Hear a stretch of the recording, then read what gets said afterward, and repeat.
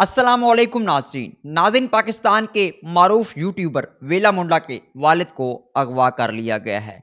नाज़रीन, रात से ये खबर वायरल हो रही है, इसके बारे में कुछ डिटेल्स आपसे शेयर करूंगा।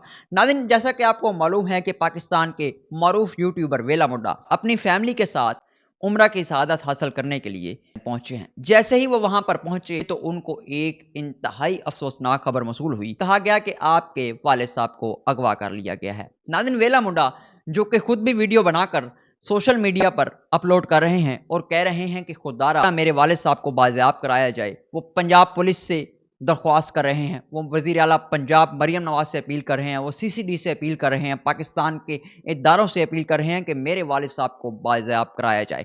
नाज़रीन, ये वाक़या कुछ यूँ होता है कि वेला मुंडा उनके भाई छोटे उमैर और वो अपनी फैमिली के साथ उम्रा की सआदत हासिल करने के लिए गए हैं। जैसे ही वो वहाँ पहुँचे तो क्योंकि उनके वालिद साहब अकेले थे, कुछ नकाबपोश लोग वहाँ उनके घर पर पहुँचे और उनके वालिद साहब को कहा कि जो आपकी फॉर्च्यूनर है, जो वेला मुंडा जो गाड़ी अक्सर आप व्लॉग में देखते हैं, यूज़ करते हैं, उसकी चाबी दी जाए। तो उन्होंने कहा मैं ये नहीं दूँगा। उसके बाद उनसे कहा गया एक वैगनर कार जो खुद यूज़ इस्तेमाल करते हैं, उसकी चाबी कही गई। फिर एक और गाड़ी का कहा गया, फिर भी ना वो माने।